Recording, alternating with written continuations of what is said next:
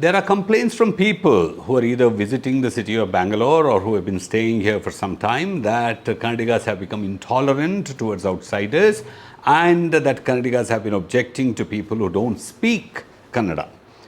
We have to really investigate this matter. Is it actually true that Kannadigas are intolerant, Kannadigas don't want to speak to people who don't know how to speak in Kannada, or is it something else altogether? The truth of the matter is that many Kannadigas cannot speak anything but Kannada, and that is natural because they are living in Karnataka. Karnataka was basically made as a linguistic state. It is for Kannadigas, people who speak Kannada and Kannada alone. There are a lot of Kannadigas who can speak other languages. There are people who can even speak quite fluently in Hindi too. But just because a lot of Kannadigas can speak in Hindi doesn't mean that every Kannadiga can be expected to speak in English or Hindi. So what happens is that because a lot of Kannadigas can speak in English and Hindi, a lot of outsiders expect Kannadigas to speak in Hindi or English.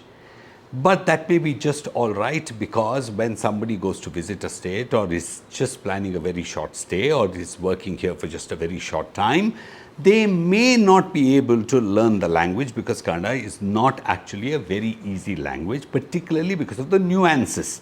I think that also makes Kannada very special. But if you want to do business in Karnataka, if you want to deal with Kannadigas, if you want Kannadigas' money, I think it's very simple that you learn Kannada. Otherwise, you should not aspire to have any kind of truck with Kannadigas at all to begin with. If you want to settle in most of the European countries, you're expected to learn the language of the land there. And if you want to do any kind of business, if you want certain employment in those countries, you are expected to be quite proficient in reading and writing and speaking those languages. But when people come to Karnataka, of course Karnataka is part of India, but that doesn't mean that Karnataka bequeathed its right to protect its language. Karnataka has every right to protect its own language and also promote it and to some extent impose it, because Kannada needs to survive, because Karnataka's identity itself is Kannada. So here the question is, why people take objection to people who say Kannada gottilla?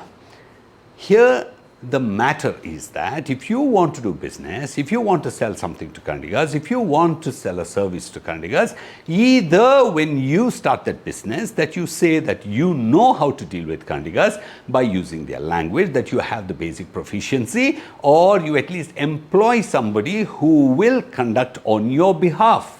Or the government has to make a rule that anybody wanting to start business in Karnataka should at least write a test and pass in it to be able to get any kind of government protection. But you cannot say that I come and start here a business and I will speak my language, and then if Kannadigas find it uncomfortable, they can go to hell. That doesn't work at all. I think even Kannadigas, if they want to start some business in Bihar or in UP, they can't say that we just know Kannada and either you speak in Kannada to us or you can go wherever you want to. That doesn't happen. When you go to a state, if you want to do business, unless you're a tourist, you are supposed to give some respect to the language of the land. Is that a big thing? I don't think it's at all, because people can. It just takes about 6 months for an IAS or an IPS officer to learn the language of the state. And most of them really can very easily converse. It's been proven. But there are people who stay in Karnataka for more than 10 years and they quite comfortably say, Kannada gottilla, and they think that they can just get away with it. They can. It's not a crime not to speak Kannada. But if you want to deal with Kannadigas, if you want their money, if you're offering a service to them, if you want to profit from them, respect them. Is that too much to ask?